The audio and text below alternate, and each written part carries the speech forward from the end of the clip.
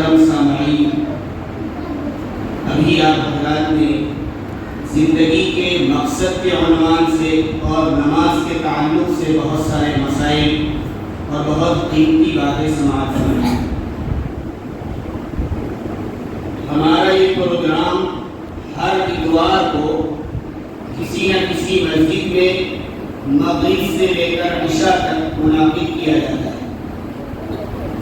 عام طور پر ہمارے جو بڑی امت کے حضرات ہیں، بڑے بوڑھے لوگ ہیں، وہ تو پابندی کے ساتھ مسجد میں آتے ہیں اور نمازیں پڑھتے ہیں، لیکن خاص طور پر ہمارا نوجوان، ہمارے مسلمان بھائی جو غفلت میں رہ کر، دین سے دور رہ کر، لاوبالی میں لگ کر، دوسری دنیاوی کاموں میں اور چیزوں میں لگ کر مسجد تک نہیں آ پا رہے، خاص کر ان کے لیے یہ پروگرام کیے جائے تاکہ ان کے دلوں کے اندر بھی اللہ کی عبادت کا کچھ جذبہ اور شوق پیدا ہو۔ جس طرح ہماری بڑی عمر کے حضرات مسجد میں آتے ہیں، صف بندی کرتے ہیں، نماز پڑھتے ہیں، اللہ کو یاد کرتے ہیں، تلاوت اور ذکر و اذکار کرتے ہیں، ہر ممکن کوشش کرتے ہیں کہ وہ عبادت کریں۔ یہی جذبہ اور شوق ہمارے نوجوانوں کے دل میں پیدا ہو جائے، نئی نسل کے دل میں یہ جذبہ اور شوق پیدا ہو کہ ہم اس کائنات کے اندر، اس دنیا کے اندر کیوں آئے، انہیں بھی اپنی زندگی کا مقصد معلوم ہو۔ اس کی طرف توجہ دلانے کے لیے یہ پروگرام کیے جا رہے۔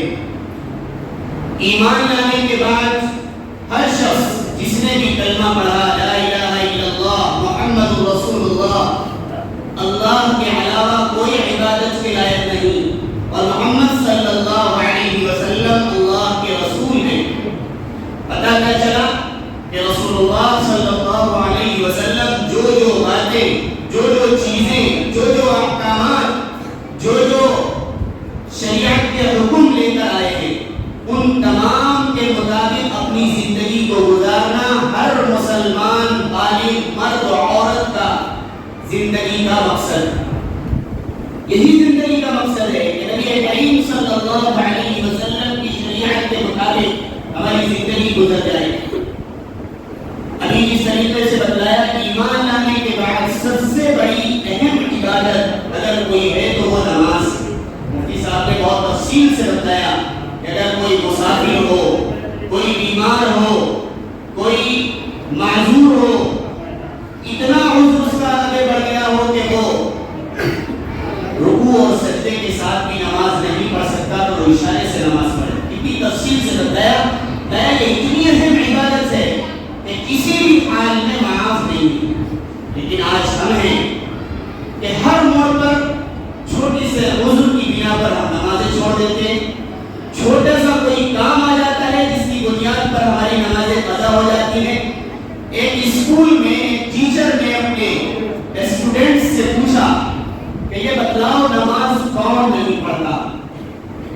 ایک بچہ کھڑا ہوا، اس نے کہا وہ لوگ نماز نہیں پڑھتے جو مر جاتے ہیں۔ دوسرا کھڑا ہوا، اس نے کہا وہ لوگ نماز نہیں پڑھتے جو کافر ہوتے ہیں، مسلمان نہیں ہوتے۔ تیسرا شخص کھڑا ہوا، بچہ کھڑا ہوا، اس نے کہا کہ نماز وہ لوگ نہیں پڑھتے جو پیروں سے لولے لنگڑے معذور ہوتے، جو مسجد تک نہیں جا پاتے، وہ نماز نہیں پڑھتے۔ اسی طریقے سے آگے بچوں نے الگ الگ باتیں اپنے ذہن کے مطابق بتلائی۔ پھر ان بچوں کی باتوں میں اور اس استاد کے سوال میں ہم سب کے لیے ایک بہترین سبق ہے۔ کیا سبق ہے؟ کہ ہم بھی تو نماز نہیں پڑھتے، کیا ہم مر چکے ہیں؟ ہم بھی تو نماز نہیں پڑھتے، کیا ہمارے پیر ہاتھ ٹوٹ چکے ہیں؟ ہم معذور ہو چکے ہیں؟ ہم بھی تو نماز نہیں پڑھتے، کیا ہم غیر مسلم اور کافر ہیں، مسلمان نہیں ہیں؟ نبی کریم صلی اللہ علیہ وسلم کی حدیث کو کہتی ہے کہ ایک مومن اور کفر کے درمیان صرف جو آڑ ہے وہ نماز ہے۔ لیکن آج اتنی اہم عبادت زندگی سے فوت ہو رہی، نمازیں فوت ہو رہی، قضا ہو رہی، کسی بھی طرح کوئی خیال ہمارا نہیں جاتا۔ اس کی طرف ہماری نئی نسل کو توجہ دینی چاہیے، کوشش کرنی چاہیے کہ ہم کسی بھی طریقے سے نماز کو نہیں چھوڑیں گے۔ اسی طریقے سے جو والدین ہیں جن کے سامنے ان کے چھوٹے چھوٹے بچے ہیں، ان کو نماز کی تلقین کرنی چاہیے۔ نبی کریم صلی اللہ علیہ وسلم کی شریعت کو آپ اٹھا کر دیکھیں تو آپ کو پتہ چلے گا، نبی کریم صلی اللہ علیہ وسلم نے حکم دیا ہے کہ اپنے بچوں کو جب 7 سال کے ہو جائے تو نماز کا حکم کرو، اور یہ 3 سال تک پابندی کے ساتھ انہیں مسجد میں لے جاؤ، اور جب 10 سال کے ہو جائے اور نہ جائے تو انہیں مارو۔